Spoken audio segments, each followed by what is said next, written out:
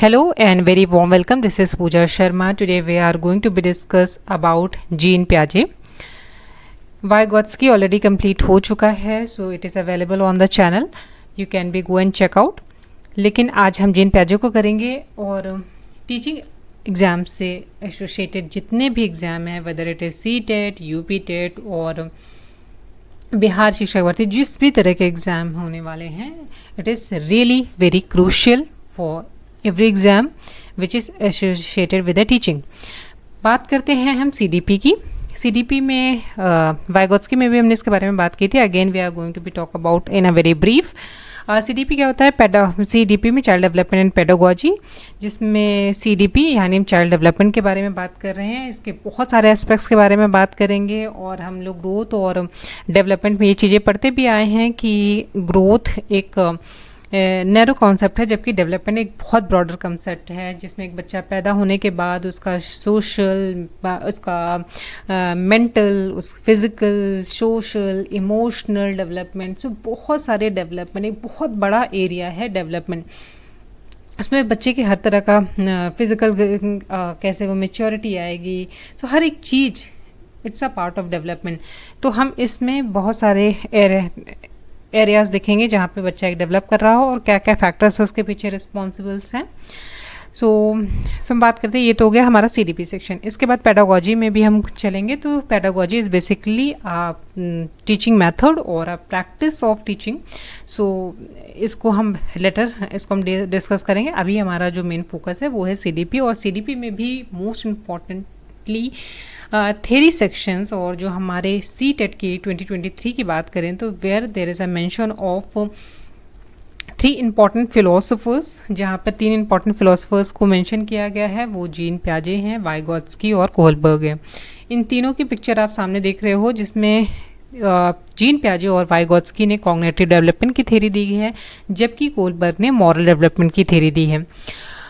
Cognitive development की theory जो Jean प्याजे की है, उसका नाम ही कॉग्निटिव डेवलपमेंट है, while Vygotsky theories cognitive development theories name is sociocultural.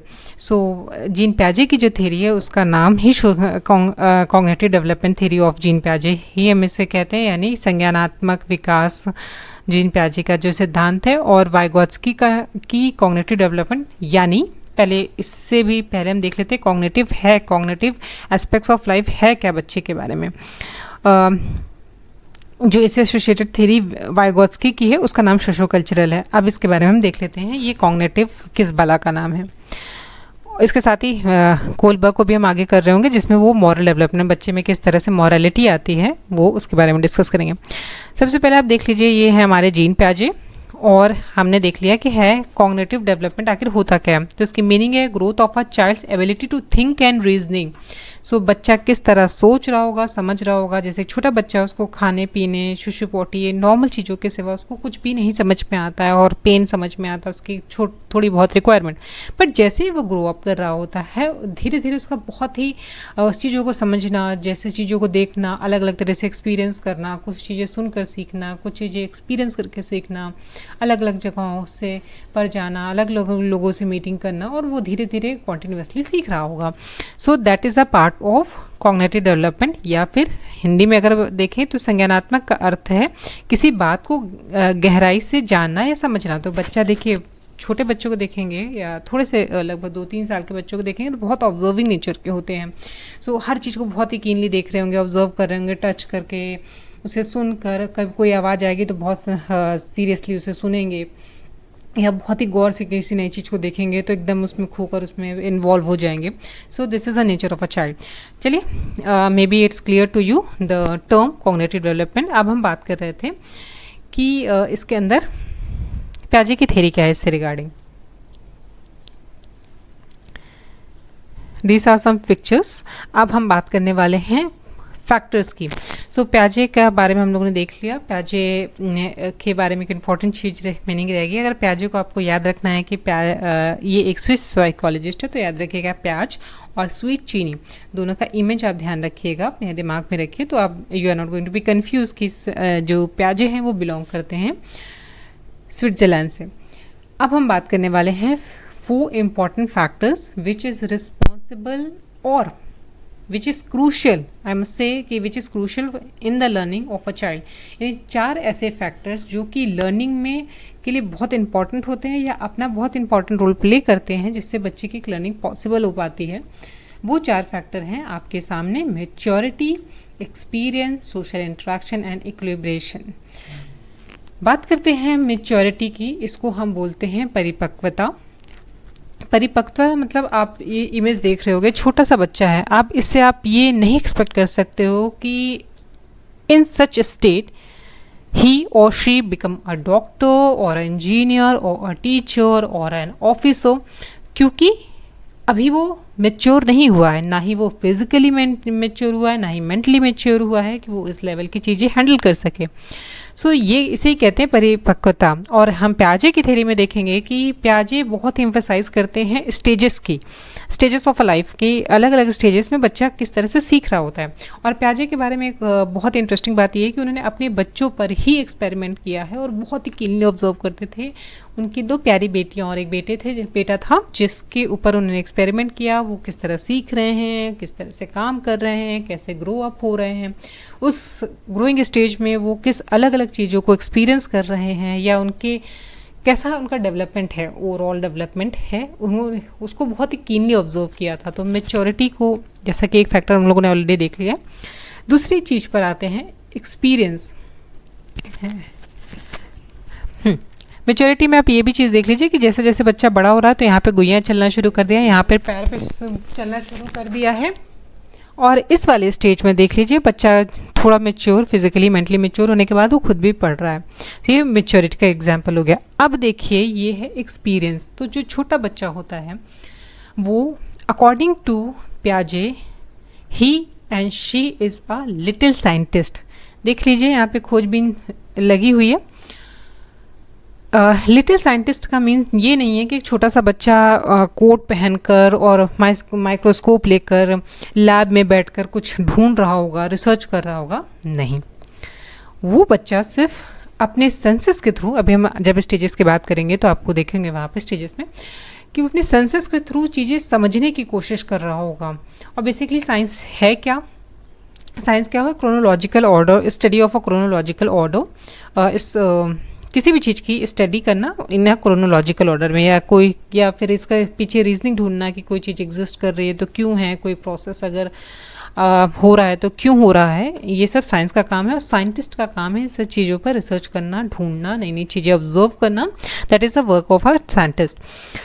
सो वैसा ही कुछ बच्चा अपने एक्सपीरियंस से चीज़ें सीख रहा होता है। वो अभी देखिए बच्चे यहाँ पे मिट्टी में अब क्या बना रहे हैं भगवान जाने, लेकिन वो अपने मिट्टी को टच करेंगे, मिट्टी को मुंह में डाल लेंगे या कुछ नई नई चीज़ें बनाने की कोशिश करेंगे। देखिए यहाँ पे कुछ बनाने की कोशिश कर रहे हैं 2 बच्चे, बहुत ही मेहनत से जुटे हुए हैं। देखिए कितने सीरियसली यहाँ पर वो अपने एक्सपीरियंस से सीख रहे हैं। इस पिक्चर में भी आप देख सकते हैं कि बच्चा एक बॉल को टच कर रहा है और बहुत ही कीनली ऑब्जर्व कर रहा है बॉल को। तो यहाँ पर वो with the passing of time उसके अंदर ये एक ऑब्जेक्ट है वो उसे समझ में आने लगेगा, उसका शेप है, उसकी कितना टाइट बॉल है, ये कुछ बॉल लूज होते हैं, कुछ ये किस गेम से एसोसिएटेड है। धीरे धीरे अपने एक्सपीरियंस के साथ सीखता रहेगा। देखिए यहाँ पे टॉय के थ्रू इसको सिखाने की कोशिश की जा रही है इस स्टेज में। इक्विलिब्रेशन को अभी छोड़ते हैं, ये डिटेल टर्म है, इसके बारे में जानने से पहले कुछ और भी चीज़ें जाननी होंगी इस फैक्टर के बारे में। इसका मतलब वैसे होता है संतुलन स्थापित करना। तो बच्चे जब चीज़ें बस इन शॉर्ट अगर भी बताते हैं, फिर हम डिटेल में जब करेंगे तो उसके बारे में बात करेंगे। यहाँ पर होता है जब बच्चा एक नई चीज़ें से इनक्वेंटेड हो रहा होता है तो उसके बारे में जो अपनी समझ बना रहा होता है, दैट इज़ कॉल्ड इक्विलिब्रेशन। अब चौथा एस्पेक्ट्स है, इनके अकॉर्डिंग बहुत ज़्यादा इसको एम्फेसाइज नहीं करते हैं। वाइगोत्स्की को देखोगे तो सोसाइटी को बहुत ही ज़्यादा इंपॉर्टेंट मानेंगे, लेकिन सोशल इंटरेक्शन भी इनका भी माना, लेकिन बहुत ज़्यादा इन्होंने प्रेफरेंस नहीं दिया है सोसाइटी को। तो यहाँ पे देख रहे हैं छोटा सोसाइटी में एक क्लास में बच्चे बैठे हुए हैं, इसके खुद के फ्रेंड्स भी हैं, एक बड़े हैं, एक टीचर भी हैं जो इन्हें समझा रहे हैं, पढ़ा रहे हैं। तो इस इंटरेक्शन से इन्वॉल्वमेंट के साथ वो चीज़ें सीख रहे हैं। सो ये तो 4 फैक्टर हो गए हैं। तो चलिए लेट्स रिवाइज।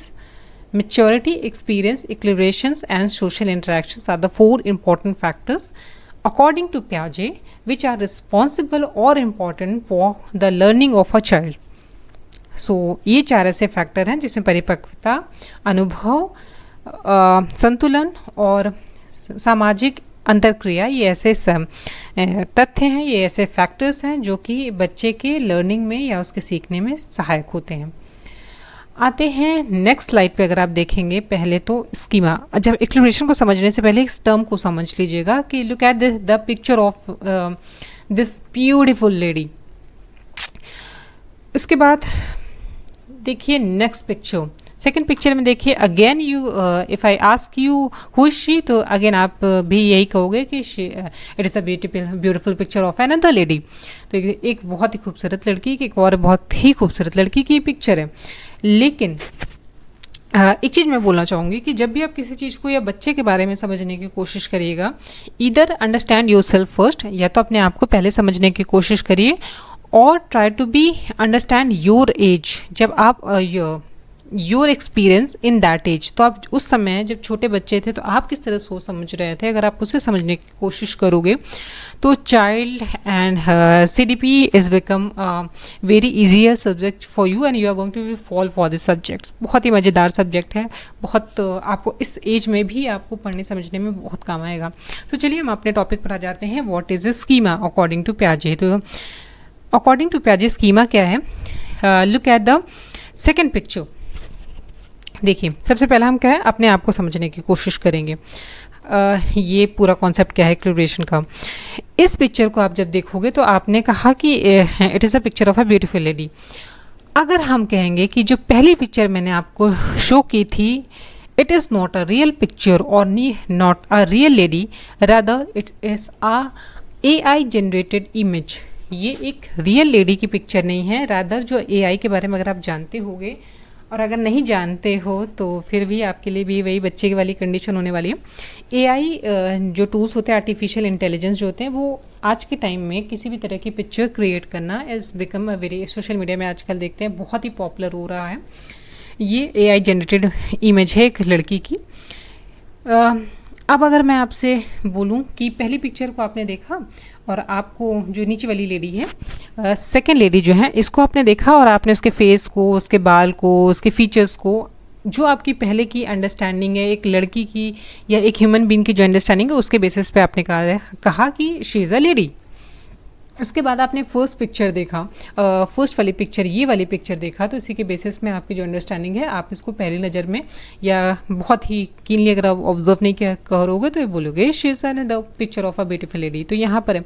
लेकिन जैसे ही आपके को पता चला या जब पहली बार आप AI के बारे में जान रहे होगे, तब आपके लिए शॉकिंग होगा कि ये एक रियल लगने वाली पिक्चर है और ये AI के लिए जनरेटेड की गई है। तो अब आप समझ पा रहे होगे दोनों के बीच में डिफरेंस, कि पहली इस पिक्चर में जो लेडी हैं वो एक रियल लेडी है, लेकिन ऐसी ही एक नई चीज़ आई है जिसे कहते हैं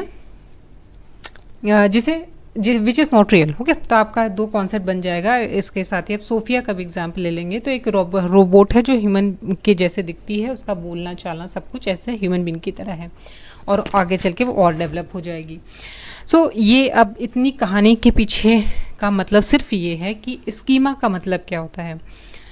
जब हमारे दिमाग में, और इतना डिटेल में इसको इसलिए किया मैंने क्योंकि schema are developed and based schema are developed and based on life experience and provide a guide to one's cognitive process and behavior.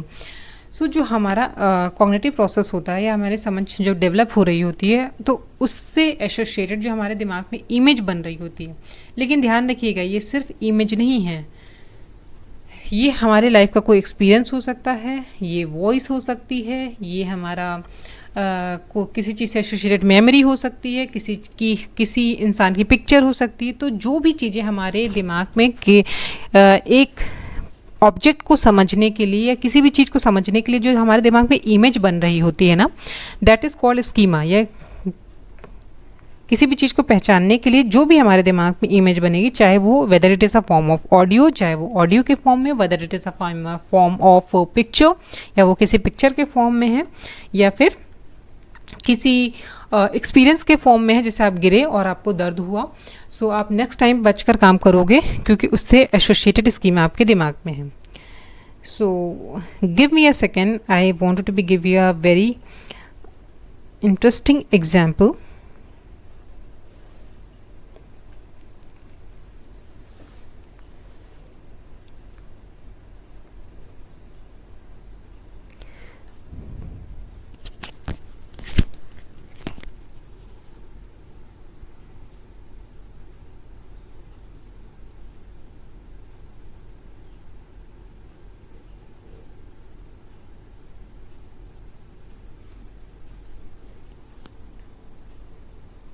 सो जैसे कि हम बात करते हैं what is exactly the schema. इसकी अगर आप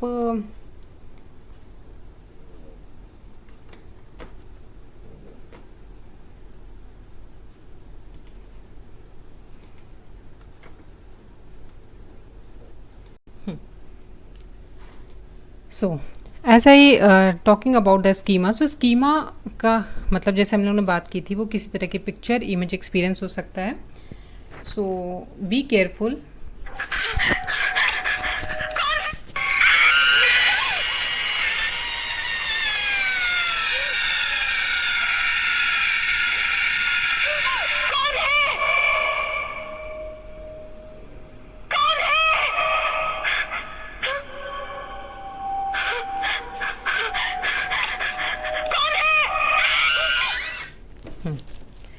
सो आई होप आप समझ गए होंगे कि ये किस मूवी से एसोसिएटेड है.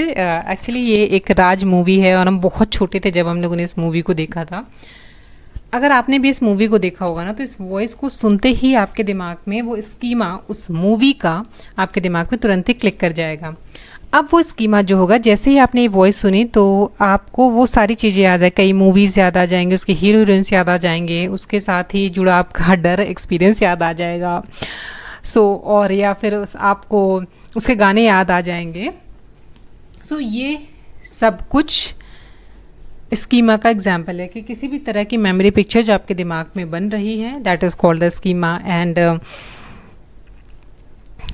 बेसिकली जो इस हीरोइन ने पूछा ना कौन है, तो शायद उसने पहले चुड़ैल को नहीं देखा था, या जो भी घोस्ट थी इस मूवी की उसको नहीं देखा था. That's why she is asking कौन है. और नेक्स्ट टाइम अगर वो देख लेगी तो समझ जाएगी, नेक्स्ट टाइम जब उसके सामने वो आएगी तो समझ जाएगी ये वही वाली है. हाँ, इसके साथ ही हम आगे बढ़ते हैं.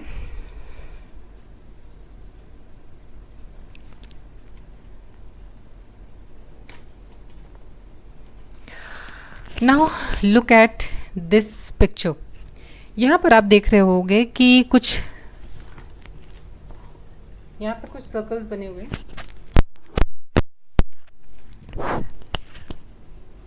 इस पिक्चर में देखिए कुछ सर्कल्स बने हुए हैं और यहाँ पे एरो बने हुए हैं. हमने अभी इक्विलिब्रेशन की बात की है. स्कीमा आप समझ गए हो क्या होता है, और मे भी बहुत अच्छी तरह से समझ गए हो. Never ever need to be study about it in future.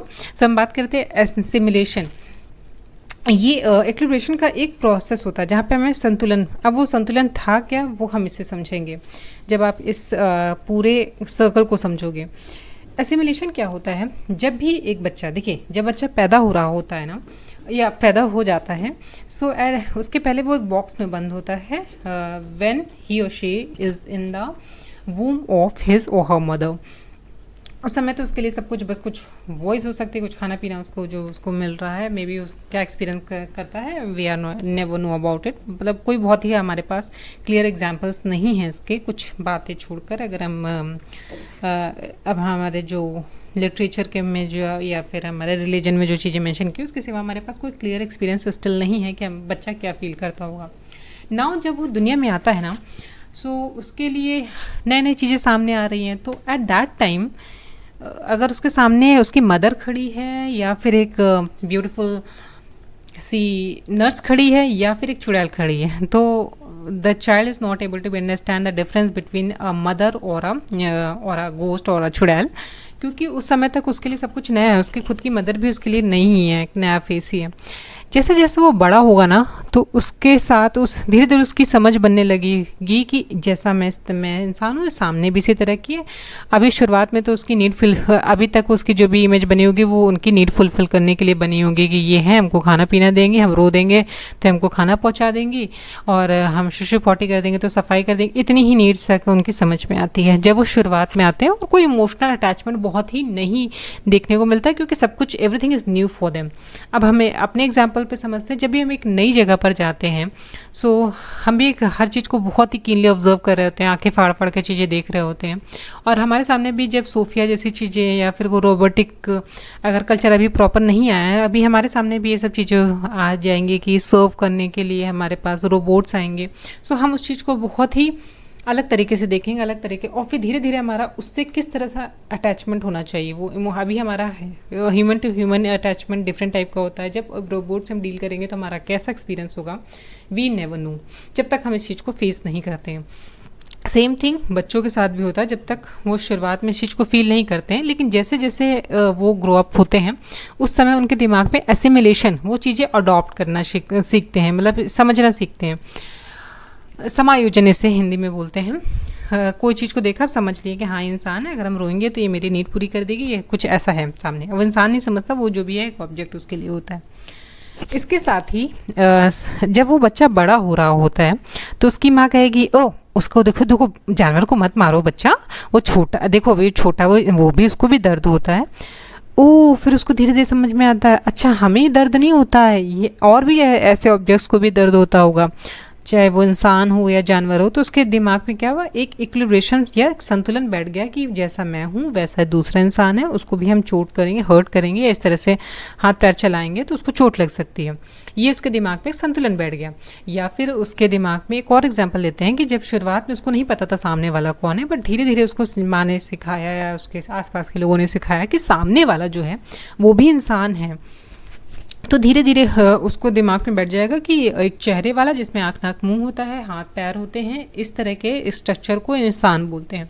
फिर धीरे धीरे उसके सामने और भी लोग उसी तरह के स्ट्रक्चर के दिखेंगे तो वो डिफ्रेंशिएट करना सीख जाएगा कि ये अगर ये पहले वाला भी जिसको मैंने देखा था वो इंसान है, इसको भी इस तरह के देखने वाले और भी लोग इंसान हो सकते हैं।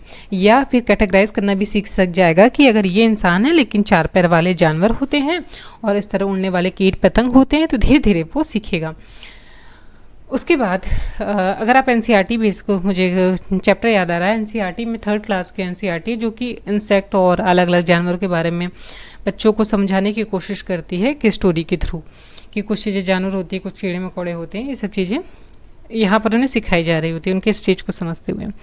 अब उसके बाद है सपोज़ एक न्यू सिचुएशन, जैसा कि मैंने एग्जांपल लिया था कि सोफिया जैसी चीज़ें जब हमारे सामने आ रही थी या फिर हमारे सामने रोबोट्स आ रहे थे, तो शुरुआत में रोबोट्स एक was nothing but a medium of it was just a game for us. तो गेम की तरह हम लेते थे कि एक खिलौना है, हम उसको खेल रहे हैं, लेकिन धीरे धीरे रोबोट्स ने इंसानों की जगह लेने लगी, और आज बहुत डर है कि आगे क्या होगा एआई आने के बाद या उसका पूरा डोमिनेशन होने के बाद। तो ये हमारे लिए एक न्यू सिचुएशन हो गई। तो हमारा जो संतुलन बना हुआ था ना, जो हमें सिखाया गया था कि अगर इसको मत मारो ये भी इंसान है, और लेकिन अगर हम एआई पर या फिर इस तरह के रोबोट्स पर अगर हाथ उठाएंगे तो they are not going to feel it. तो ये जब बिगनिंग में हमने इसे सुना था तो that was a shocking for us कि इस तरह के ऐसे इंसान दिखने वाले ऐसे क्रीचर्स बन सकते हैं या हमने बना सकते हैं। सो ये हमारे लिए एक नई सिचुएशन आई और उसके साथ हमने कोलैबोरेशन कर लिया। इस नए सिचुएशन के साथ आए तो इसके बाद ये स्टेज आ गई डिसइक्विलिब्रेशन। जो हमारा संतुलन बना हुआ था कि इंसान ऐसा होता है, तो उसमें थोड़ा सा गड़बड़ी आ गई कि अरे ऐसा दिखने वाला ज़रूरी नहीं है कि सिर्फ इंसान हो, वो रोबोट भी हो सकता है। जैसे all glitters are not gold, यानी सारे चमकने वाली चीज़ें सोना नहीं होती। तो हम अब धीरे शुरुआत में हमें हर चमकती हुई चीज़ें सोना दिख जाती थी, और हम जब कहीं जाते तो हर स्ट्रक्चर में हमें भगवान दिख जाता था, लेकिन धीरे धीरे समझ में आने लगा कि हर जगह वो नहीं होता। तो इस स्टेज को कहते हैं डिसइक्विलिब्रेशन। जो हमारा संतुलन किसी चीज़ की समझ के लिए बना था वो बिगड़ जाता है। फिर अकोमोडेशन की स्टेट आती है। तो अब हमने पहले स्टेज में समझ लिया कि एक ये असिमिलेशन में हमने समझा था ये ह्यूमन बीइंग है, और अकोमोडेशन में क्या हमारे में एक नई इमेज बनेगी, एक नई अंडरस्टैंडिंग बनेगी। अकोमोडेट करेंगे हम हम इस चीज़ को एक्सेप्ट करेंगे कि ऐसी दिखने वाली चीज़ इंसान भी हो सकती है और रोबोट भी हो सकती है। तो ये डिसइक्विलिब्रेशन के बाद एक संतुलन हम फिर बनाएंगे जिसमें हमारी समझ और विकसित होगी कि एक तरह की अलग अलग चीज़ें इस्टेब्लिश हो मतलब एक ही तरह की देखने वाली चीज़ें अलग अलग तरह की हो सकती हैं। वैसे ही अब इसी की सेम चीज़ अपने ऊपर अप्लाई करने के बाद अब बच्चे का एग्जांपल लेते हैं। जब वो बच्चा नई चीज़ें किसी चीज़ को देखता है तो पहले वो उसकी समझ बनाने की कोशिश करता है। जैसे आसमान से पानी गिर रहा है, तो पानी गिर रहा है तो उसके लिए तो किसी ने टैप खोल कर रखा होगा, लेकिन धीरे धीरे जैसे वो बड़ा, फिर उसके बाद इक्विलिब्रेशन की संतुलन उसने बना लिया कि ऊपर से पानी अगर गिर रहा है, जैसे नल से टैप से पानी गिर रहा है तो ऊपर से आसमान से भी पानी गिर रहा है, किसी ने टैप खोल के, भगवान जी ने टैप खोल के रख लिया। इसके बाद इक्विलिब्रेशन आएगा, उसने संतुलन बना लिया कि अगर नल से गिर रहा है तो दूसरे ऊपर से गिरने वाला भी एक टैप किसी ने खोला होगा। न्यू सिचुएशन आई कि जब उसने क्लास में एनसीईआरटी में पढ़ा कि ऐसा नहीं है, कुछ इवेपोरेशन जैसा एक प्रोसेस होता है जिसके बाद वहाँ पर पानी गिरता है, तो अब ओके, तो डिसइक्विलिब्रेशन आ जाता है, उसका भ्रम टूट जाता है कि जो सोच रहा था कि ऊपर बैठ के किसी ने नल खोला है, एक्चुअली वो ऐसे प्रोसेस के थ्रू होता है। फिर अकोमोडेशन, वो एक नई सिचुएशन को एक्सेप्ट कर लेगा कि ये एक साइंटिफिक तरीका है जिसके थ्रू हम जानते हैं कि पानी कैसे वापस ऊपर जाता है, भाप बनता है और वापस गिरता है। सो ये पूरा, आई होप ये प्रोसेस आपको समझ में आ गया होगा। अब लास्ट हम इसका जो देखते हैं, जो सबसे इम्पोर्टेंट है associated, which is associated with the पियाजे, वो है 4th stages of cognitive development, जिसमें sensory motor, pre operational, operational और फॉर्मल ऑपरेशन, ये 4 स्टेजेस उसने कहा है। तो जब जीन पियाजे अपने बच्चों को ऑब्जर्व कर रहे थे तो उन्हें रियलाइज़ हुआ कि बच्चे, ऐसा नहीं कि हम हर बच्चे से एक्सपेक्ट कर सकते हैं कि वो सेम हो, वो धीरे धीरे जब मैच्योर हो रहे होंगे ना तो बहुत से स्टेज से गुजरेंगे और उस स्टेज में उनका डेवलपमेंट हो रहा होगा। ओके, तो हम बात कर रहे थे, देखिए कौन कौन से स्टेजेस होती हैं और अलग अलग तरह के एक्सपीरियंस वो करेंगे और अलग अलग तरह से सीखेंगे। इन 4 स्टेजेस के नाम देख लीजिए। सेंसरी मोटर है, सेकेंड प्री ऑपरेशनल, ऑपरेशनल और फॉर्मल ऑपरेशन। अगेन ये मेरा सजेशन है आपको, if you want you can be accepted, और नहीं तो बहुत से लोग ट्रिक के उससे बताते हैं, बहुत सारी जगहों पर ट्रिक से अप्लाई करना होता है, बट मेरा अपना मानना है कि ट्रिक वहाँ पर अप्लाई करिए where there is a factual चीज़ें, जो समझने वाली चीज़ें हैं ना, कोशिश करिए उसको एज इट इज़ समझ लीजिए या एक्सेप्ट कर लीजिए, क्योंकि वो ज़्यादा हेल्पफुल होता है। सपोज़ इसके लिए बस इतनी छोटी सी बात बोलूँगी कि जैसे कोई किसी भी एग्ज़ाम में, सीटेट के एग्ज़ाम में अगर कोई भी बच्चा बैठ रहा है या कोई भी एग्ज़ाम इस तरह डिज़ाइन किया जाता है कि 30-40% कोई भी बैठने वाला जो भी उस फील्ड से नहीं भी एसोसिएटेड है वो भी क्वेश्चन कर लेता है। और ऐसा क्यों होता है? क्योंकि हम धीरे धीरे जब बड़े हो रहे होते हैं तो बहुत सारी चीज़ें हम ऐसा सीख लेते हैं और उसके बेसिस पे, हमारी अंडरस्टैंडिंग के बेसिस पे हम क्वेश्चन क्लियर कर सकते हैं 30-40% तक। वैसा ही अगर उस तरह के हम अंडरस्टैंडिंग मैक्सिमम चीज़ों पे, यानी जो का अंडरस्टैंडिंग वाली बेस्ड चीज़ें होती हैं, अगर हम उसको समझ लेंगे तो हमारे पास लास्ट मोमेंट पर किसी चीज़ को बहुत बार बार पढ़ने, रिवाइज़ करने की ज़रूरत नहीं पड़ेगी और एक बार में एग्ज़ाम क्लियर करिए। और ज़रूरी नहीं है कि बार बार वही सब चीज़ों को पढ़ें, बहुत लाइफ है, बहुत सारी चीज़ें करनी है। चलिए हम देखते हैं कि अब इसको समझने के लिए कैसे देख सकते हैं। बहुत ही सिंपल वे है कि सेंसरी मोटर, जो बच्चे का स्टेज देख लीजिए, जो सबसे पहला, जो पियाजे नहीं भी पढ़ा होगा तो इतना तो समझ सकता है कि सेंसस के बेस पर बच्चा कब सीख रहा होता है, जब वो बहुत छोटा पैदा हो रहा होता है। मैक्सिमम इनके अकॉर्डिंग 2 साल तक बच्चा सेंसस के बेसिस पे सीखता है। उसके बाद सेकंड छोड़कर पर आ जाइए, ऑपरेशनल का मतलब क्या होता है। सो यहाँ पे मैं just wanted to be say that कि Shakespeare is not right over here. Shakespeare यहाँ पे सही नहीं है कि what is in the name, कि नाम में क्या रखा है, क्योंकि नाम में बहुत कुछ रखा है, नाम अपने आप में बहुत कुछ बता देता है। तो यहाँ पे ऑपरेशनल वर्ड ही अपने आप में ये एक्सप्लेन कर रहा है कि ऑपरेशन यानी कोई चीज़ ऑपरेट करना यहाँ पे माइंड ने शुरू कर दिया है। अब देखिए फिर दूसरा नाम देखिए, अब सेकेंड स्टेज पर आइए, ये थर्ड हो गई ऑपरेशनल। अब सेकेंड स्टेज है प्री ऑपरेशनल। प्री ऑपरेशनल जो होता है, यानी किसी भी चीज़ के पहले अगर प्री लग जाता है तो उस स्टेज के पहले, और पोस्ट या फिर फॉर्मल जैसे वर्ड अगर लग जाते हैं, इसका मतलब होता है उस स्टेज के बाद में।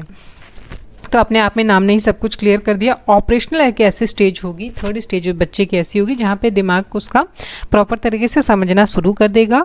और प्री ऑपरेशनल जो जितनी भी तरह की गड़बड़ियाँ या समझने में, लर्निंग में जो भी इश्यूज़ हो रहे होंगे, तो मैक्सिमम को एरियाज होंगे वो उसके सेकेंड स्टेज में, यानी प्री ऑपरेशनल, यानी जब प्रॉपर ऑपरेशनल नहीं है, स्टेज में नहीं है बच्चा, उस समय जो भी इसके साथ इश्यूज़ हो रहे होंगे वो यहाँ पर होंगे।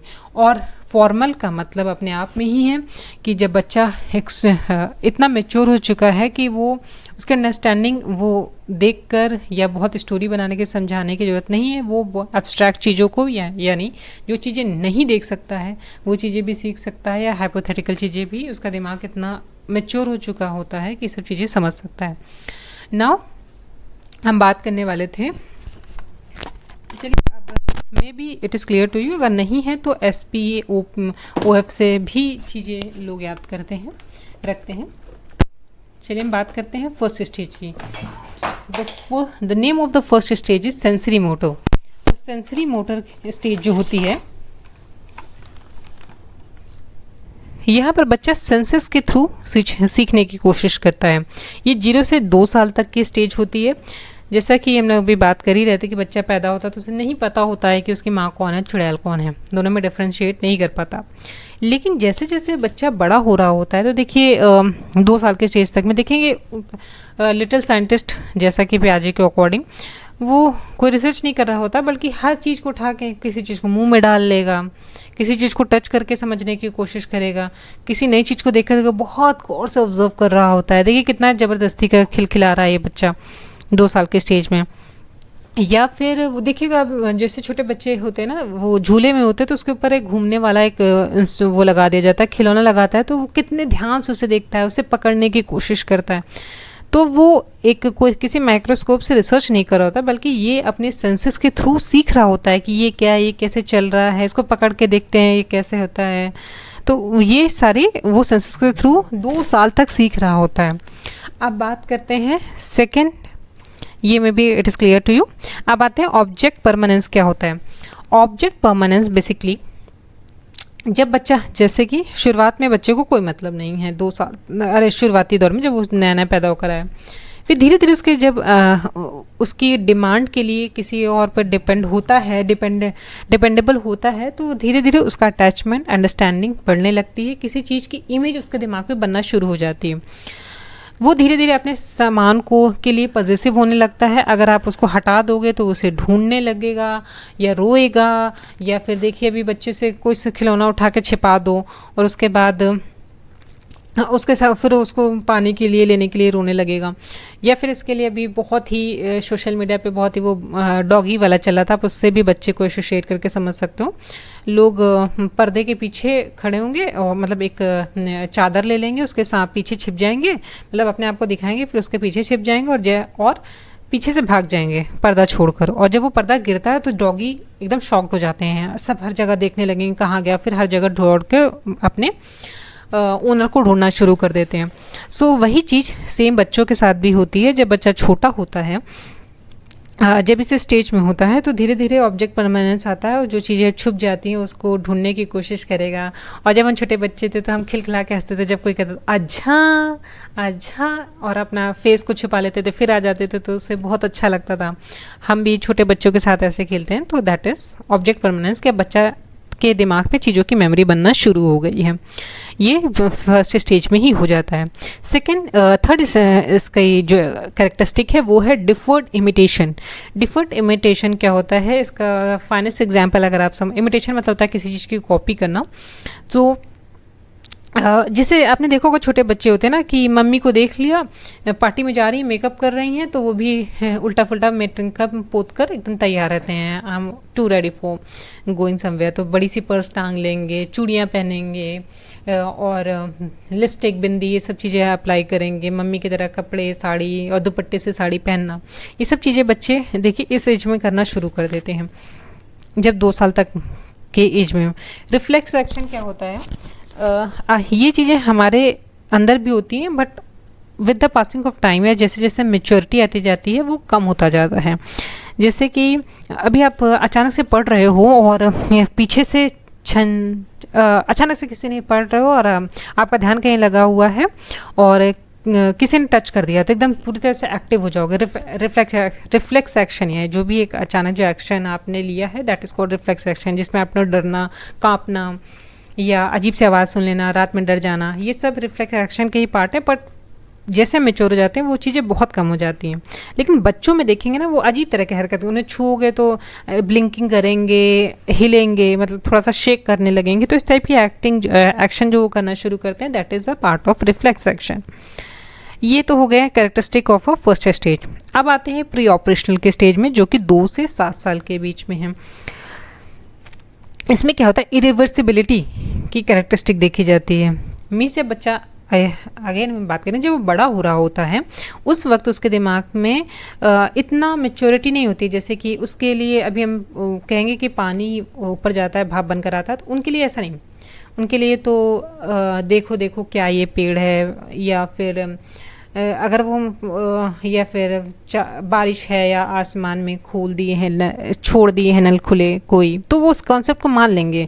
वो ये नहीं समझ पाएंगे कुछ ऐसा प्रोसेस होता है, पानी भाप बनता है फिर वो ऐसे आता है। तो उनके अपने अंडरस्टैंडिंग के लिए ये एग्जांपल देंगे। इसके साथ ही इसके एसोसिएटेड एक और भी टर्म है, वो भी आपको क्लियर हो जाएगा इसी एग्जांपल के साथ। तो उन्होंने वो फॉल्स दिमाग में अपनी रीजनिंग या अंडरस्टैंडिंग बना ली है कि ऊपर कुछ गया है, वहाँ पर कोई बैठा है जिसने टैप खोल दिया और बारिश हो रही है। तो इरिवर्सिबिलिटी के प्रोसेस को नहीं समझ सकते। इससे भी बेटर या नॉर्मल सा एग्जाम्पल है कि एक छोटे से बच्चे को आपके साथ स्कूल जा रहा है, कहीं जा रहा है, लेकिन आप देखोगे छोटे बच्चे अपने से वापस उसी जगह, जबकि वो रोज उसी जगह से स्कूल जा रहे होंगे, लेकिन वो they are not able to be came back from the same route. तो सेम रूट को फिर से पकड़ के वापस नहीं आ सकते हैं, तो इरिवर्सिबिलिटी नहीं समझ पाते हैं। या फिर इसका बर्फ़ का एक एग्जाम्पल है कि किस तरह से बर्फ़ पानी बनती है, फिर वो फिर से वो पानी वो बन जाती है, बर्फ़ बन जाती है, ये चीज़ें समझना। या बस इस तरह के नॉर्मल से किसी भी चीज़ को उल्टा करके सेम प्रोसेस को वो नहीं कर पाते हैं। या फिर जो हम लोग गेम खेलते थे ना, पेपर में आता था यहाँ से स्टार्ट करेंगे, फिर एक डायरेक्शन, फिर उसमें घूम फिर कर ऐसा करके एग्जैक्टली वो मुझे इस गेम का नाम नहीं ध्यान आ रहा है, जिसमें कोई खोया रहता है तो और उसमें पाथ बना होता है कि आप इस तरह से चलो। तो अगर वो इधर से जाएंगे और रिटर्न आने को कहोगे उसी चीज़ से, तो वो नहीं आ पाएंगे। तो इरिवर्सिबिलिटी जो प्रोसेस होता है उसे वो नहीं समझ पाते हैं। जो देख रहे होते हैं ज़्यादातर वो उसी चीज़ को बहुत अच्छे से समझ पाएंगे, और या तो फिर एक फॉल्स अंडरस्टैंडिंग डेवलप कर लेंगे। उसके बाद है egocentric. So one of the biggest mistake we do, हमें लगता है ईगो मीन्स होता है घमंड होना, या फिर वो एटीट्यूड में चश्मा लगा के कोट पहनकर बच्चे नहीं घूम रहे होते हैं कि इगोइस्टिक, मैं किसी से बात नहीं करूँगा, कोई बोलेगा तो मैं I am going to abuse that person. ऐसा कुछ नहीं होता। ईगो सेंट्रिक का मतलब होता है अहम केंद्रित, क्योंकि बच्चा जब पैदा होता है तो वो दूसरों को नहीं समझ पाता, उसे दर्द होगा, उसे पेन होगा। जैसा कि भी एग्जाम्पल हम बात कर रहे थे, जब उसके जैसे बड़ा होगा तो उसके आसपास के लोगों से समझाएंगे तो उसके अंदर सिंपैथी, एम्पैथी जैसे इमोशंस डेवलप नहीं होते हैं। उसके लिए सामने वाली चीज़ के सामने वाला इंसान भी कुछ फील कर सकता है, या फिर कोई नॉन लिविंग थिंग है वो नहीं फील कर सकती है। ये सब चीज़ें उनके अंदर में बहुत अंडरस्टैंडिंग नहीं होती है। वो अपने तक में ही सीमित रहते हैं। उन्हें लगता है कि जैसा मैं सोचता हूँ, जैसा मैं फील कर रहा हूँ, या मैं ही सब कुछ हूँ। उनके लिए ये भी होता है कि अभी आप छोटे बच्चों में एग्जाम्पल देखे होंगे कि अगर कोई नया बच्चा आ जाएगा या आपके पेरेंट्स उसे ज़्यादा इम्पोर्टेंस देने लगेंगे तो वो उसके अंदर जेलेसी आ जाएगा। और ये चीज़ आपने बहुत देखी होंगी कि जब एक बेबी के बाद एक नया बेबी आने वाला होता है तो पहले वाले बच्चे को बहुत ज़्यादा जेलेसी होने लगती है, क्योंकि उसको लगता है कि उसके पहले वो स्टेज में होता है ईगोसेंट्रिक स्टेज में होता है कि उसे लगता है कि हाँ मैं ही सब कुछ हूँ, और माँ बाप भी बहुत लाड दुलार प्यार से रखते हैं। तो इसलिए फिर उसका भ्रम टूटता है और फिर वो नेक्स्ट स्टेज में जाने लगता है। नेक्स्ट कैरेक्टरिस्टिक की बात करें तो है एनिमेशन। एनिमेशन क्या होती है? उन्हें जैसे कि अभी इसके पहले बात करते कि बच्चे को नहीं समझ में आता कि कोई अनदर पर्सन वो एग्जैक्टली वो क्या फील कर सकता है, क्या नहीं फील कर सकता है।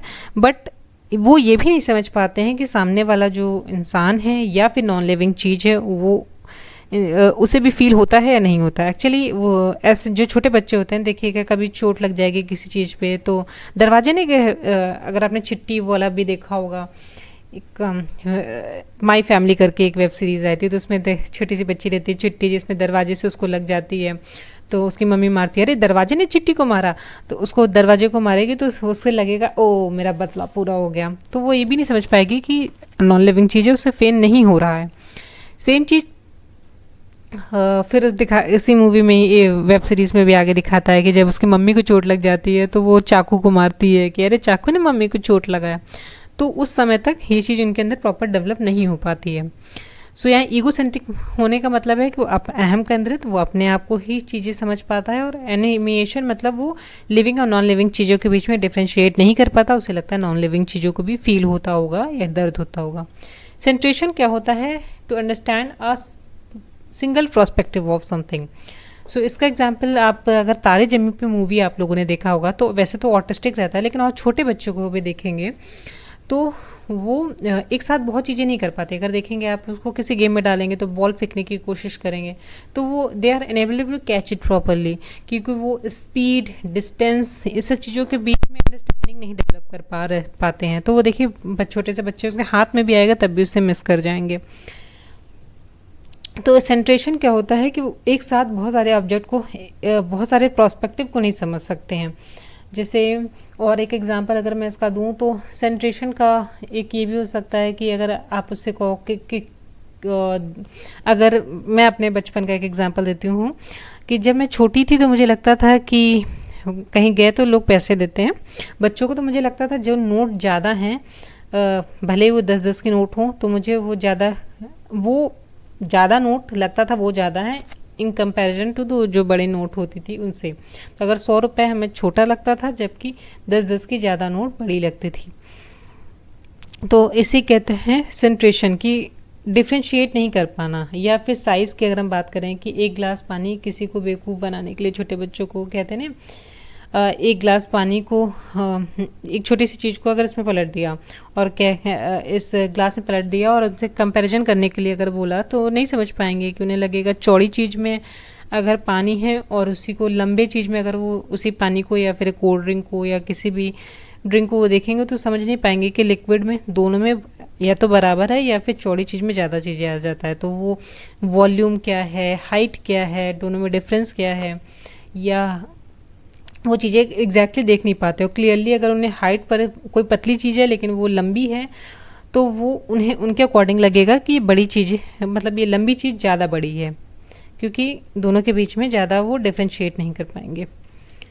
इसके बाद आता है ट्रांसडक्टिव रीजनिंग। तो इसका जब इरिवर्सिबिलिटी का एग्जांपल दे रहे थे उसी में हम लोगों ने देखा था कि बच्चे फॉल्स एक रीजनिंग लगाना शुरू कर देते। तो अब बड़े हो रहे हैं, किसी चीज़ को समझने के लिए उनके दिमाग में मेमोरी तो बननी ही चाहिए, उस मेमोरी को बनने के लिए, लेकिन जब वो नहीं समझ पाते तो कुछ एक अटपटी सी चीज़ को मान लेते हैं। जैसा भी हमने बात किया था, देखो देखो क्या ये पेड़ है, चादर ओढ़े या खड़ा कोई, या बारिश है, या आसमान में खोल दिए हैं नल खुले, छोड़ दिए हैं नल खुले कोई। तो वो नहीं समझ पा रहे हैं कि वो बारिश हो रही है या फिर ऊपर कोई बैठ के नल खोल रहा है या फिर सामने पेड़ ही है या कोई और खड़ा हुआ है, तो इस चीज़ को नहीं समझ पाते हैं। ट्रांसडक्टिव रीजनिंग के बारे में से मुझे भी एक बचपन की याद आ रही थी कि जब मैं छोटी थी तो मुझे लगता था जो छोटे बच्चों को नहीं लोग पकड़ के अरे बड़े क्यूट हैं, बात करते हैं, खिलाने लगते हैं, तो उसी से जब आई वॉज एक इंट्रोवर्ट चाइल्ड, तो मैं लोगों से, सोसाइटी से, इन लोगों से बात नहीं कर पाती, तो उनका खिलाना मुझे समझ में नहीं आता, तो मुझे लगता था वो परेशान कर रहे हैं। और वो परेशानी एक रीजनिंग मेरे दिमाग में, फॉल्स रीजनिंग ये बन गई थी कि हर जगह अगर कोई अगर ये कहता है कि मैंने ऑब्जर्व किया, ये किया, तो मुझे हर जगह लगता था कि they are somewhere hidden somewhere और दे आर वॉचिंग मी। तो मेरे दिमाग में इस तरह के डर बैठे थे। मे बी आप लोगों ने भी एक्सपीरियंस किया हो ये। अगर आप कौन ने एक्सपीरियंस किया तो let me know in the comment section कि ऐसा आपने कभी फील किया है कि हमें लगता था कि हाँ कोई है जो हमें देख रहा है, या जो लोग परेशान करते हैं कहीं छुप कर हमें देख रहे होंगे तभी उन्हें सारी चीज़ें पता रहती हैं। सो इस तरह की चीज़ें होती, ये फॉल्स रीजनिंग है कि हम समझ ही नहीं पा रहे रियलिटी क्या है, बस वो जस्ट फॉर द ना, कोई बच्चा है तो हम उसे खिलाने लगते हैं, वैसे वो करते थे। बट मेरा पर्सपेक्टिव अलग था। उसके बाद आता है थर्ड स्टेज, ये क्या है, रिवर्सिबिलिटी। अब यहाँ पर ऑपरेशनल की हम लोगों ने बात ही की थी। ऑपरेशनल यहाँ पर दिमाग उनकी अंडरस्टैंडिंग बढ़ जाती है, वो चीज़ें रिवर्सिबिलिटी समझना शुरू कर देते हैं। अगर जैसे जैसे 7 से 11 साल के बीच में आप देखोगे तो बच्चे अगर कहीं जा रहे हैं तो वो लौट कर खुद आ भी सकते हैं, और वो डिफ्रेंशिएशन भी समझ सकते हैं बर्फ़ और पानी का। या फिर अगर इस एज में अगर आप देखोगे तो एनसीईआरटीज़ होंगी, वो कॉन्सेप्ट समझाना शुरू कर देती हैं। और प्री ऑपरेशनल स्टेज में देखोगे जो 2 से 7 साल की एज होती है, उस समय जो बच्चों का सिलेबस देखोगे, उस समय बच्चों को मैक्सिमम एक्सपीरियंस बेस्ड चीज़ें सिखाई जाती हैं, स्टोरीज़ और एक्सपीरियंस अलग अलग जगहों का, या फिर कहानियों के थ्रू चीज़ें सिखाई जाती हैं, या पोएम्स के थ्रू, क्योंकि वो ज़्यादा चीज़ें समझ पाते हैं। अब 7 से 11 साल में वो प्रॉपर अंडरस्टैंडिंग उनकी बढ़ चुकी होती है, वो रिवर्सिबिलिटी को भी समझ सकते हैं, और यहाँ पर उनके अंदर रीजनिंग भी आना शुरू हो जाती है। अब अगर आप इस एज में अगर आपको उनको कॉन्सेप्ट समझाना हो कि इवेपोरेशन जैसी भी कोई चीज़ इस दुनिया में एग्जिस्ट करती है, तो इस सब चीज़ों को समझना शुरू कर देंगे। Reversibility and the next characteristic is transitivity. इसमें क्या होता है, इसके हिंदी नाम देख लीजिए, इसे पूर्व संक्रियात्मक, इसे संक्रियात्मक, और इसे इस प्री ऑपरेशनल को पूर्व संक्रियात्मक, और ऑपरेशनल को मूर्त संक्रियात्मक, और फॉर्मल ऑपरेशनल को अमूर्त संक्रियात्मक कहते हैं। अगेन नाम डिस्क्राइब या नेम डिस्क्राइब इटसेल्फ। इसमें नाम ही बता रहा है, मूर्त मतलब जो चीज़ें दिख ही जा सकती हैं। तो ये बच्चा इस स्टेज में 7 से 11 की एज में जब वो होता है, तो वो अंडरस्टैंडिंग उसके अंदर इतनी डेवलप हो जाती है कि जो देखी हुई चीज़ें होती हैं उसके बीच में वो रीजनिंग करना सीख जाता है। जैसे अगर आपको 4-5 बच्चे खड़े कर दो और उससे पूछो किसकी हाइट ज़्यादा है, ये कौन ज़्यादा अच्छे से बोलता है, कौन ज़्यादा तेज बोलता है, तो वो सामने देखी हुई चीज़ के बीच में डिफ्रेंशिएट करना कर सकता है, लॉजिक लगा सकता है। किसी बेसिस पे अगर क्लासिफिकेशन करने को बोलो, या उसे मॉनिटर बना दो, उससे बोलो कुछ बेसिस पे क्लासिफिकेशन करे क्लास में, तो बच्चा कुछ क्राइटेरिया बनाकर क्लासिफिकेशन कर सकता है। और ये सब होता क्यों, क्योंकि इस तरह की चीज़ें इसमें आ जाती है जिसमें कंजर्वेशन, सीरिएशन और क्लासिफिकेशन। क्लासिफिकेशन का एग्जांपल हम लोगों ने देख लिया है, नेक्स्ट इमेज में भी देख लीजिए। बच्चा यहाँ पर इसको सारी चीज़ें दे दी गई हैं। अब अगर उससे बोलेंगे कि अगर एक जैसे कलर लगाई, तो देखिए यहाँ पे ब्लू रख रहा है, इसके बगल में ग्रीन रख रहा है, इसके बगल में रेड रख रहा है। अब इसे अगर ऐड करने के लिए बोलेंगे तो कि सेम कलर को अगर लगाओ, तो उस खिलौने के ऊपर वो सेम कलर को ऐड कर सकेगा इस एज में। उसके बाद ही कंजर्वेशन, सीरिएशन क्या होता है, सीरिएशन जब किसी चीज़ को सीरीज़ में लगाना, जैसे कोई बढ़ते क्रम में, कोई घटते क्रम में, बड़े से छोटा, इस तरह से किसी भी सीरीज़ में जिस भी तरह से होगा वो लगा सकता है। 1 2 3 नंबर बेसिस पे सीरिएशन कर सकता है। और कंजर्वेशन जो ये टर्म है, इसमें क्या होता है, जो हमने इसको जस्ट पहले बोला था ना कि बच्चा ये नहीं समझ पाता है कि अगर किसी चौड़े बर्तन में कोई चीज़ दे दो और उतनी ही क्वांटिटी में किसी लंबे बर्तन में कोई सामान दे दो, और ट्रांसपेरेंट है, ये एक्सपेरिमेंट भी हुआ है, ट्रांसपेरेंट है, और वो अगर आप उसमें क्वांटिटी देखेगा तो उसको लगेगा लंबे बर्तन वाला ज़्यादा है। या फिर नोट वाले अगर 10-10 की नोट और की 5 नोट 100 की 1 नोट से ज़्यादा है। तो जब ये पहले के स्टेज में होता है। प्री ऑपरेशनल जब ये 7 से 11 के टाइम पर आता है, तो यहाँ पर वो इतने अंदर उसके अंदर एबिलिटी आ जाती है, कंजर्वेशन की क्वालिटी आ जाती है कि अलग अलग चीज़ों को डिफ्रेंशिएट करना समझ सकता है। यहाँ पर वो ये भी समझ सकता है कि कितनी क्वांटिटी में कोई किसका कितना वॉल्यूम है, हाइट किसकी है, दोनों में डिफरेंशिएशन कौन सा है, दोनों के बीच में जो कन्फ्यूज़न पहले हो रहा था वो नहीं समझ में। अगर आप देख रहा होगा कि अगर एक चौड़े बर्तन का सेम वाटर अगर या फिर एक कोल्ड ड्रिंक एक बड़े लंबे बर्तन में डालेंगे तो उसकी क्वांटिटी में चेंज नहीं हो रहा है, बल्कि वो दिखने में तो लंबा है, इस वजह से वो लग रहा है लंबा। तो इन सब चीज़ों के बीच में डिफरेंशिएट करना सीख जाता है। अब एनसीईआरटीज़ बेस पे देखेंगे, आप बुक्स देखेंगे तो 7 to 8 के एज के जो बच्चे होते हैं उनमें इस तरह की चीज़ें के कॉन्सेप्ट को समझाना शुरू कर देता है। लास्ट फॉर्मल ऑपरेशनल स्टेज जो है, इसके पहले अगर आप देखोगे प्री ऑपरेशनल में तो आपको ज़्यादा से ज़्यादा एक्सपीरियंस बेस्ड चीज़ें दी जाएंगी, जो शुरुआती एजुकेशन होती है जिसमें कहानी, किस्से, पोएम्स के थ्रू चीज़ें सिखाने की कोशिश की जाएगी। 7 से 11 तक में आपको क्लासिफिकेशन और इस तरह की चीज़ों को इंट्रोड्यूस कराना शुरू कर दिया जाएगा। और लास्ट स्टेज है फॉर्मल स्टेज जो होती है वो 11+ होती है, जिसमें बच्चा एब्स्ट्रैक्ट थिंकिंग यानी जो चीज़ें नहीं देख सकते हैं या अमूर्त चीज़ों के बारे में भी चिंतन करना शुरू कर देता है। और इसमें आप ये इमेज देख रहे हो, बच्ची she is lost in a thought, किसी चीज़ के बारे में सोच रहे, इसका मतलब वो अब विदाउट स्पीकिंग वो दिमाग में चीज़ें एब्स्ट्रैक्ट चीज़ें जो कि नहीं जा रही हैं उन चीज़ों के बारे में सोचने के भी लिए कैपेबल हो गई है। फॉर एग्ज़ाम्पल अभी यहाँ से अगर उससे कहोगे कि आपकी मदर हैं वो, अगर आप उनसे इस तरह बिहेव, अगर आप वेल वे में बिहेव नहीं करोगे तो उन्हें बुरा लगेगा, तो नाउ वो एक एब्स्ट्रैक्ट इमोशंस को समझ सकती है।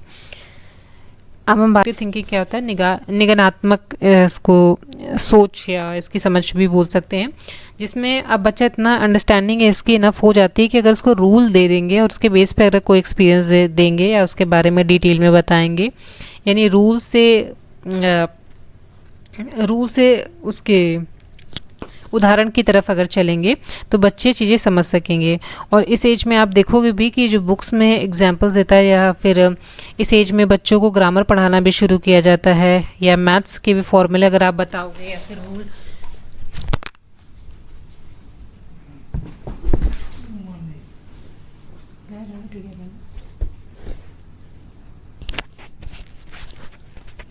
या फिर इस समय आप उन्हें रूल्स भी बताओगे तो रूल से वो रूल्स के बाद वो अप्लाई करना सीख जाएंगे। एक एग्जाम्पल में यहाँ पर हम देखेंगे कि बच्चों को अगर रूल्स बता दिए जाते हैं तो उनके बेसिस पे फिर इसमें उसको एग्जाम्पल्स पे जाएंगे तो वो समझ सकेंगे। और इस समय ग्रामर इंट्रोड्यूस की जाती है, मैथ्स के फॉर्मूले भी आप इंट्रोड्यूस करेंगे तो फिर बच्चा केपेबल हो जाएगा कि सेम फार्मूला अलग अलग सिचुएशन में लगाकर और एक सर्टेन स्टेज में लगा उसको अप्लाई करके उस पर आंसर निकाल सकता है। उसकी समझ यहाँ तक डेवलप हो जाती है।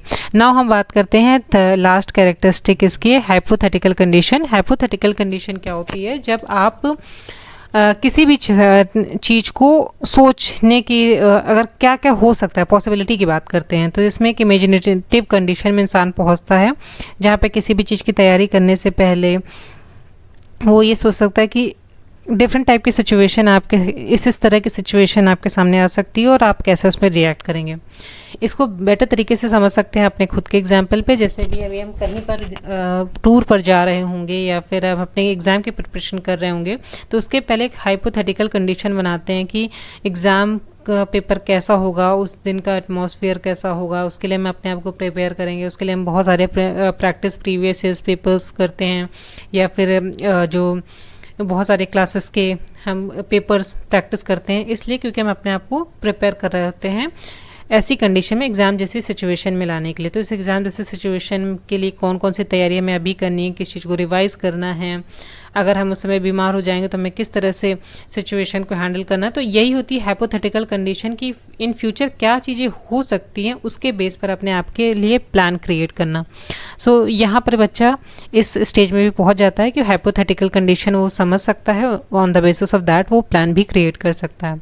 So with this explanation I hope, ये बहुत ही लंबा लेक्चर हो गया है, मे बी आपको चीज़ें क्लियर हुई हों। अब एक क्विक रिवीजन कर लेते हैं कि हम लोगों ने क्या क्या पढ़ा है, इसके बाद हम दोनों के कंपैरिजन को भी देखेंगे। शुरुआत हम लोगों ने सीडीपी से की थी कि सीडीपी क्या है, चाइल्ड डेवलपमेंट एंड पेडागोजी, जिसमें पेडागोजी एक टीचिंग मेथड और प्रैक्टिस है, जबकि चाइल्ड डेवलपमेंट में चाइल्ड के किस तरह डेवलपमेंट होता है उसके वेरियस पर्सपेक्टिव हो सकते हैं, जिसमें कॉग्निटिव यानी मेंटल डेवलपमेंट भी हो सकता है, फिजिकल, मॉरल, स्पिरिचुअल, बहुत सारे डेवलपमेंट, या फिर इमोशनल डेवलपमेंट, ये बहुत सारे एरियाज हो सकते हैं, जिसमें से हमारे सिलेबस में जो मेंशन कॉग्निटिव डेवलपमेंट के बारे में और मॉरल डेवलपमेंट को दो स्पेसिफिकली कुछ फिलोसोफर्स, 2-3 फिलोसोफर्स का नाम मेंशन है, प्याजे, वाइगोत्स्की और कोलबर्ग। इनकी थ्योरी, 2 लोगों की थ्योरी कॉग्निटिव डेवलपमेंट में है, जिसमें प्याजे की थ्योरी का नाम कॉग्निटिव डेवलपमेंट तो ही है, और जबकि कॉग्निटिव डेवलपमेंट से एसोसिएटेड थ्योरी वाइगोत्स्की की दी गई है, जिसमें उन्होंने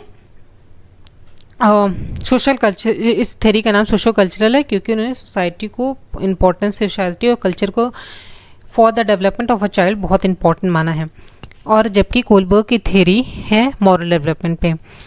इसके बाद नेक्स्ट में हम लोगों ने देखा था, क्योंकि हम संज्ञानवाद होता क्या है, ये संज्ञानात्मकता या फिर कॉग्निटिव डेवलपमेंट होता क्या है, इसकी मीनिंग क्या होती है। जब वो चाइल्ड में एबिलिटी होती है थिंकिंग एंड रीजनिंग की, तो बच्चे की समझ और रीजनिंग करने की जो एबिलिटी होती है उसे ही संज्ञानात्मक या कॉग्निटिव डेवलपमेंट कहते हैं। या फिर हिंदी में भी देखा है हमने कि किसी भी बात को गहराई से जानने समझने को ही कॉग्निटिव डेवलपमेंट कहते हैं। तो बच्चा जैसे जैसे बड़ा होता है उसका ब्रेन का विकास होता है, चीज़ें देखता है, समझता है, that is a part of cognitive development of a child. इसके बाद हम लोगों ने प्याजे की 4 इंपॉर्टेंट फैक्टर्स इन्होंने एम्फेसाइज किया है कि ये बच्चे के डेवलपमेंट में बहुत इंपॉर्टेंट रोल प्ले करते हैं, जिसमें से एक है एक्सपीरियंस, जो बच्चा अपने बीइंग अ लिटिल साइंटिस्ट वो अपने एक्सपीरियंस के थ्रू चीज़ें सीख रहा होता है।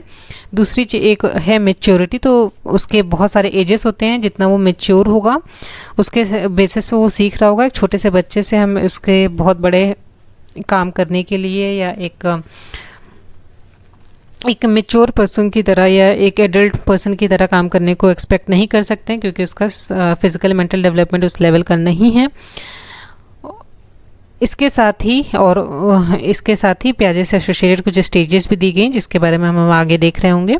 सोशल एक्सपीरियंस, सोशल इंटरेक्शन में जहाँ बच्चे सोसाइटी में आपस में मिलकर बातचीत कर सब सीख रहे होंगे। और एक इक्विलिब्रेशन है, इक्विलिब्रेशन जिसमें बच्चे चीज़ें देखकर समझ के और अपने दिमाग में एक संतुलन बना रहे होंगे। इस संतुलन के समझते हुए हमने कि स्कीमा को भी समझा था, जो कि एक टर्म है इनके दिया हुआ, इनसे एसोसिएटेड है प्याजे से, जिसके बारे में जो कि इक्विलिब्रेशन से संबंधित है, इसलिए इसके बारे में हम लोगों ने देखा था। स्कीमा क्या होता है, किसी भी तरह की mental picture, whether it is a form of audio, video और एक्सपीरियंस, एक ऐसी मेंटल पिक्चर जो हमारे दिमाग में, चाहे वो आवाज़ के थ्रू या फिर विजुअल या सीन के थ्रू या फिर एक्सपीरियंस के थ्रू दी गई होगी, जो हमें किसी चीज़ को समझने में मदद करती हैं या किसी चीज़ की मेमोरी डेवलप करती हैं, और उस मेमोरी को रिकॉल करते ही हम उस चीज़ के बारे में उस चीज़ से संबंधित चीज़ों को अपने दिमाग में ला सकते हैं। That is called schema. इसमें अब इक्विलिब्रेशन को समझते हैं। इस टर्म्स को समझने के बाद इक्विलिब्रेशन में हम लोगों ने ये एक चार्ट देखा था, जिसमें हमने एसिमिलेशन पहला स्टेज देखा था। एसिमिलेशन यानी जब बच्चा नई नई चीज़ें देखता है, सीखता है, तो उसको अपने दिमाग में एसिमिलेट कर लेता है, आत्मसात कर लेता है। उसके बाद उसके इक्विलिब्रेशन बनाता है, उससे मिलती जुलती चीज़ें जो देखता है उसके संबंधित अपनी मेमोरी क्रिएट करता है, जिसमें हम लोग एग्जांपल लिया था कि जब पहली बार इंसान को इंट्रोड्यूस कराया जाता है या बताया जाता है कि ऐसे ऐसे दिखने वाले के इंसान होते हैं, उसके बाद इस इक्विलिब्रेशन जब वो बनाता है तब वो होता है कि उसी तरह की मिलती जुलती जो चीज़ें उसको दिखाई देंगी, उसके बेसिस पे वो अपनी समझ को विकसित करता है। दैट इज़ कॉल्ड, वही भी ऐसे शेड कर लेता है कि ऐसे दिखने वाला इंसान बाकी कोई भी और होगा तो वो भी इंसान की कैटेगरी में ही आएगा। फिर उसके बाद नई कंडीशन, न्यू सिचुएशन आती है। फिर उसके सामने हमने एग्जांपल लिया था कि एक रोबोट अगर इंट्रोड्यूस किया गया है, तो जब पहली बार हमारे सामने आया था तो हम लोगों के लिए वो नया था, वो इंसान जैसा ही दिखता था। तो हमारे सामने कौन सी कंडीशन आती है, डिसइक्विलिब्रेशन में, यानी जो चीज़ हमने पहले देखी, समझी और एक अपना इमेज बनाई है, वो उससे इतर कुछ सच्चाई है। और फिर धीरे धीरे उन दोनों के बीच में हम लोग एसोसिएशन बना लेते हैं, एकोमोडेशन कर लेते हैं कि इस तरह के दिखने वाले चीज़ें इंसान के साथ ही एक रोबोट भी हो सकती हैं।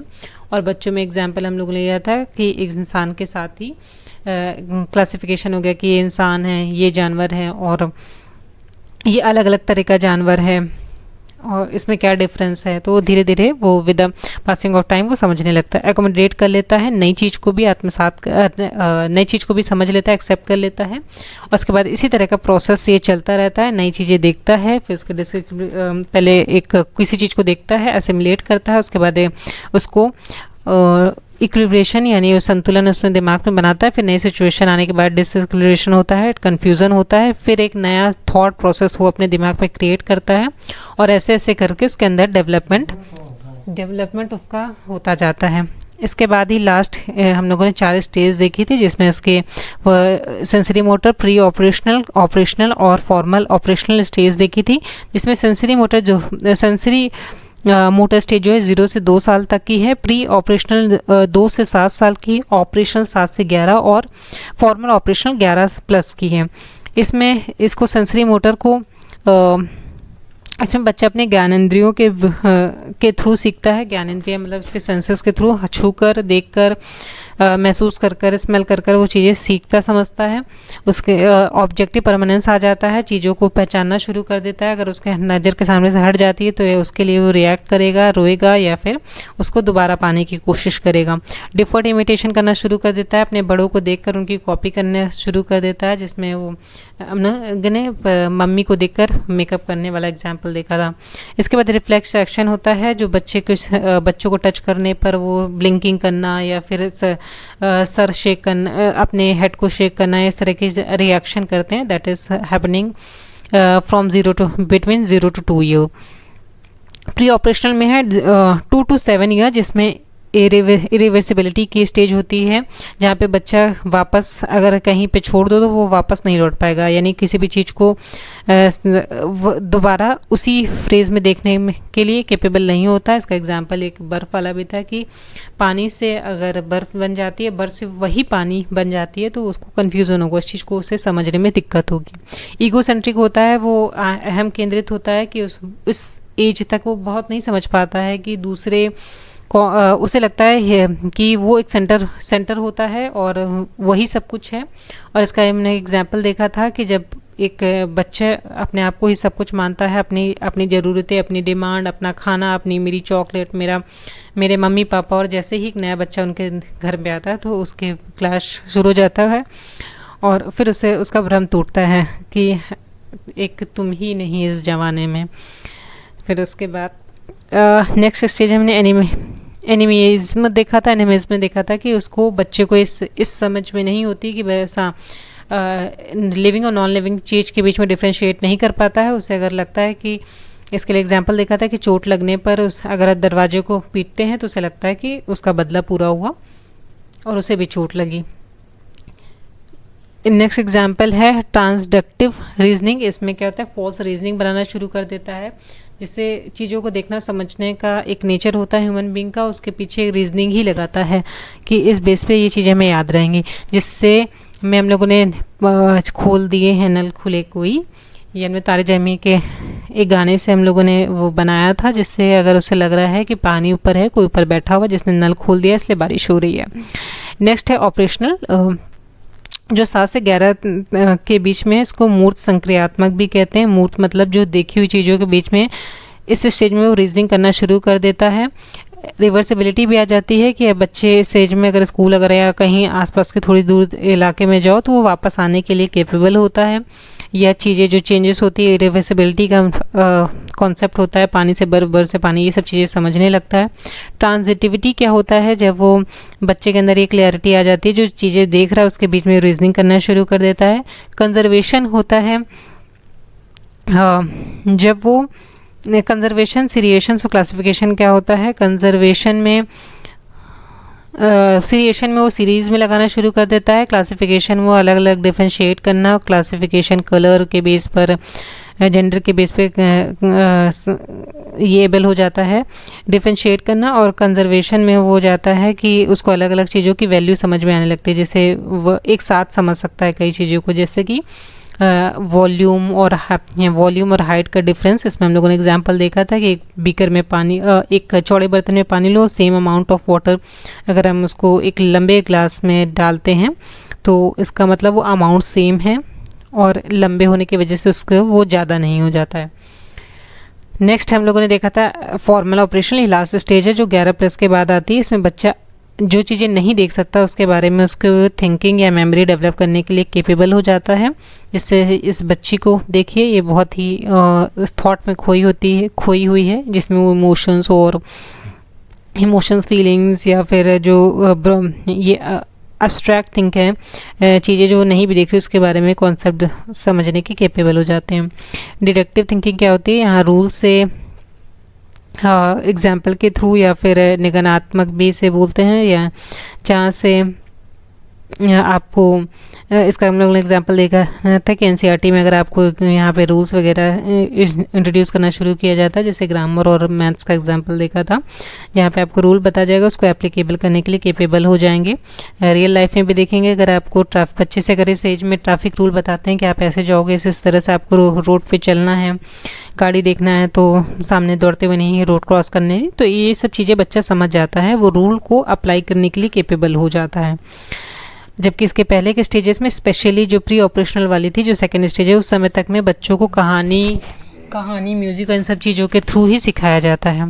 इसके बाद हाइपोथेटिकल कंडीशन होती है, जिसमें कि वो बच्चा हाइपोथेटिकल कंडीशन होती है जिसमें बच्चा ये सोचने तर्क लगाने के लिए केपेबल हो जाता है कि ये कंडीशन आ सकती है, डिफरेंट तरह की कंडीशन, उसके बेस्ड पर हम किस तरह की सिचुएशन बना सकते हैं या किस तरह का प्लान बना सकते हैं, यहाँ कुछ हद तक बच्चों में आना शुरुआत हो जाती है। सो ये 4 इंपॉर्टेंट स्टेजेस रही हैं कॉग्निटिव डेवलपमेंट ऑफ प्याजे। इसी के साथ ही ये लेक्चर समाप्त होता है, और लेट मी नो कि कैसा लगा ये लेक्चर। आई नो बहुत लंबी हो गया है, but it is really very important theory which is definitely questions come from these areas. So now not only single question but multiple questions come from this area.